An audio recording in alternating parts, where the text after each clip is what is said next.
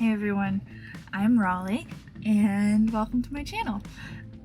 Right now we are quarantining because Oliver has tested positive for COVID. You can hear him outside. Today, quarantine cooking. We're gonna make fermented sauerkraut. I think this is a really great thing to start with if you want to experiment with fermenting at all. Basically, you only need cabbage and salt and jars and some time. Most of the time you're not doing anything, it does it all on its own. I'm gonna have a snack first and then I'll be back.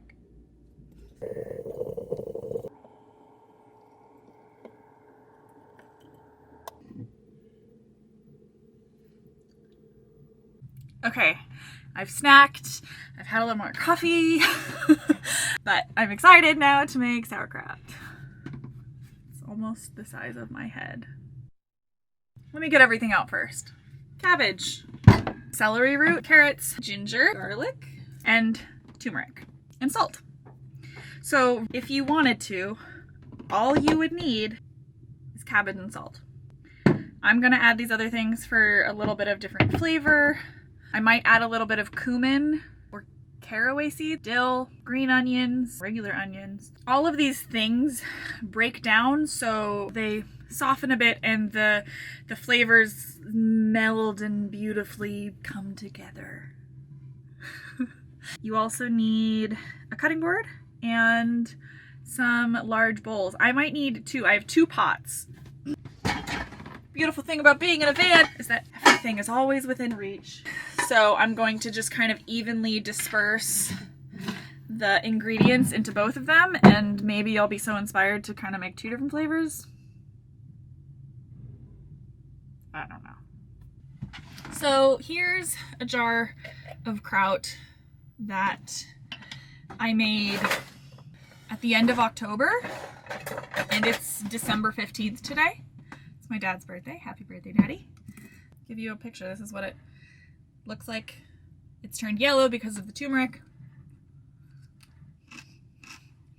And it's so good.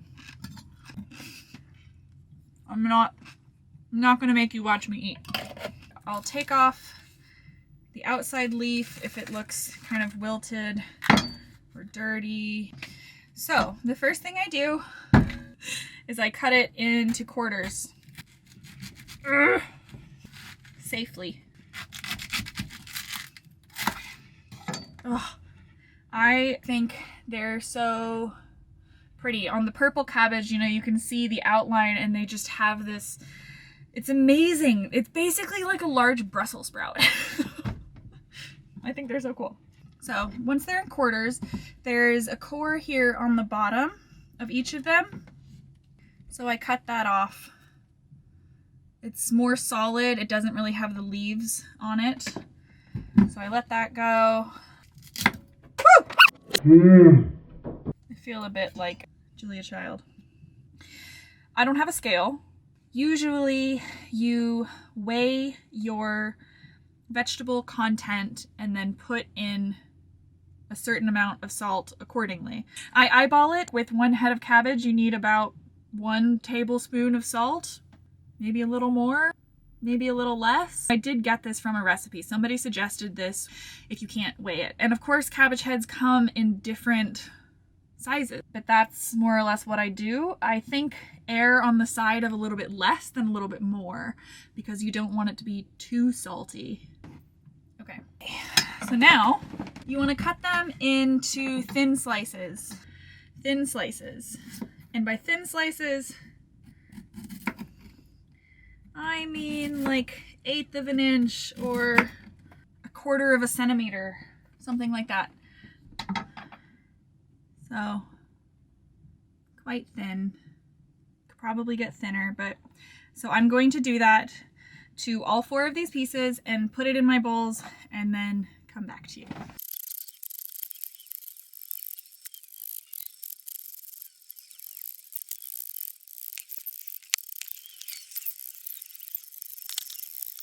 So I have 1 pot here and 1 pot back here that are filled each with half of that cabbage. That took me a while.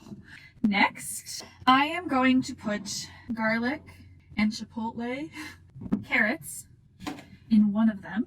And I'm going to put the turmeric and ginger and celery root in the other one. So celery root has this pretty thick skin around it. Just kind of slice it off. There's often also kind of like soil between some of the crevices. There's like all these little cracks and stuff. Oh, it smells so good. If you've ever made kraut, I'd love to hear what you've done. Leave me a comment. My plan with this and with the carrots is to grate them.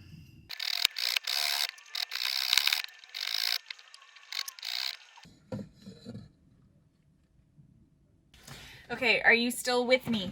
I am deciding to just put in half of the celery root, which I've already put in here because it's quite a lot, and then I'll save this for a soup later this week. I was going to put the ginger and turmeric in this one. Put in, I don't know, that much turmeric. It's on my thumb, but it's thin. And that much ginger, also about a thumb length, but a bit thicker. So I'm going to grate those and put them in. I'm probably going to grate the ginger on the small one, and then I'll prep the other one. Then, before I put in the spice and the salt, I will catch you up and then show you the next step. One more thing, if you are working with turmeric at all, it's going to turn your cutting board yellow, it's going to turn your clothes yellow, it's going to turn your hands yellow, yellow-orange. So be aware of what you're wearing. It's an amazing dye, but it's really good to be aware of.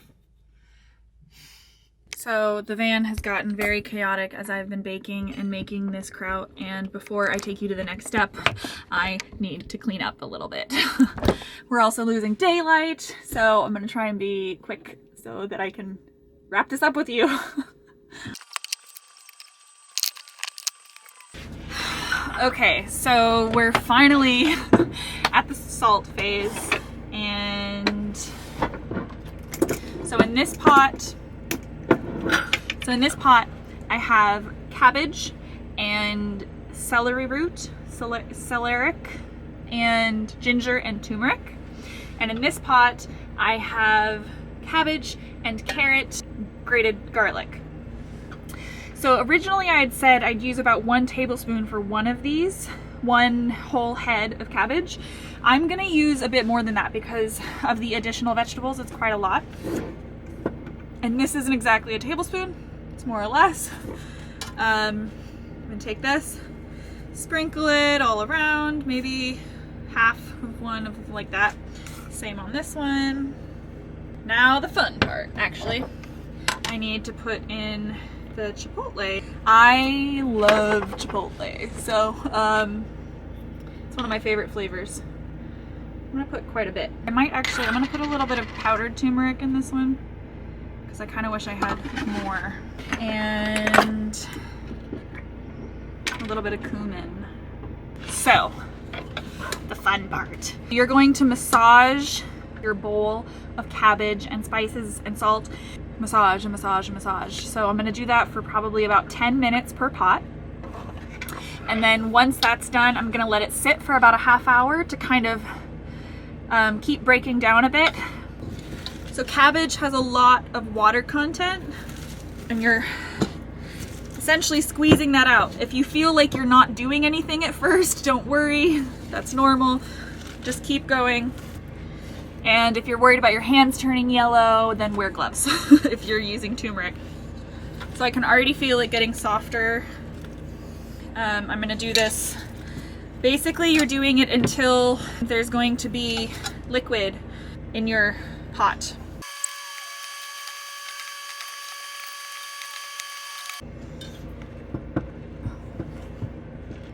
As it starts to get massaged a bit, you can taste it. It's gonna have a bit more, or a lot more of that cabbage flavor right now, which it won't later, but you'll get an idea of how your spices are, God, there's little bits everywhere, of the balance of your spices. And it shouldn't taste too salty. a little salty, but definitely not too salty. So if there's like no salt flavor at all, you could add a little bit. I think these are actually perfect, so, or just fine, maybe not perfect. So there's starting to be liquid. Can you see that in the bottom of my pot? I don't want to pour it out, but there's liquid right there. So everything's gonna be paused because we have to move the van in an unexpected turn of events. I think this is the first time we've ever been asked to move in Germany. So I'll see you when we get to the next place. So it's been a few hours. We had an unexpected interruption. We were asked to move the car and they threatened to call the police, even though technically we were parked behind a friend's house, and the guy that came up said that he was the owner of the property, and we can't even fully confirm that because our friends have never met the actual owner. But anyways, we've moved. So these have been sitting for more than a half hour, which is totally fine, doesn't harm anything because they're gonna sit in the jars anyways. So I'm gonna put them in the jars and I'll show you how I do that. And what I do, very simple, is I take a handful of the kraut and I squeeze it as hard as I can. You're gonna see all the juices coming out. And then I put that in the jar and I do that a few times.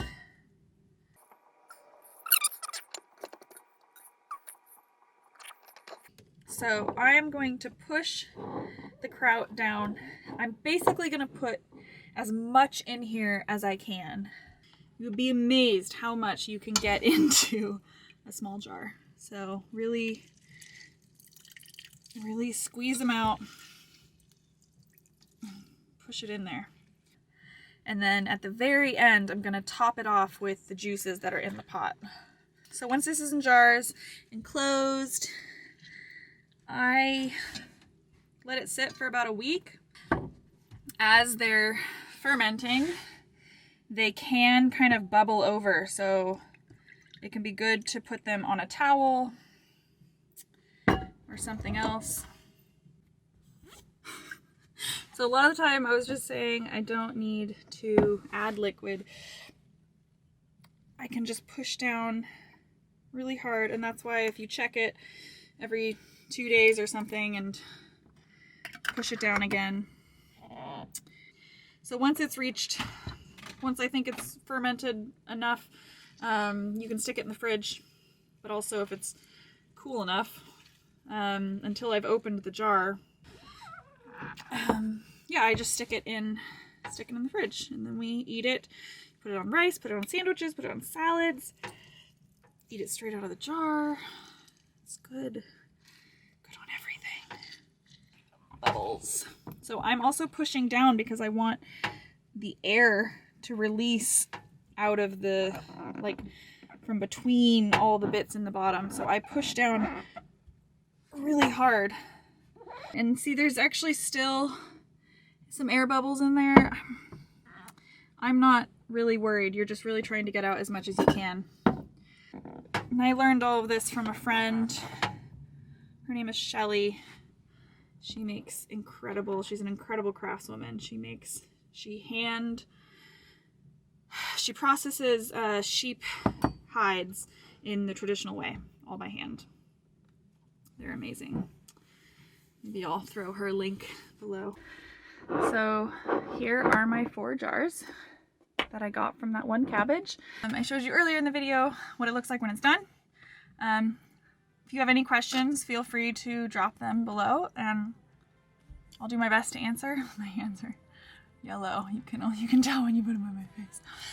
Yeah, it's really delicious. I hope you enjoy. I had many people ask how I do it because I've talked about it in my Instagram stories. So go follow me there. Please like and subscribe. Oh, none of that was filming. Hopefully most of this background is not in focus or well lit because it's really dirty. Enough of my yammering about that. So I don't know if you've captured this, but one of my biggest intents with this channel, this YouTube channel, is to encourage you to create and play and have freedom in the way that you do those things.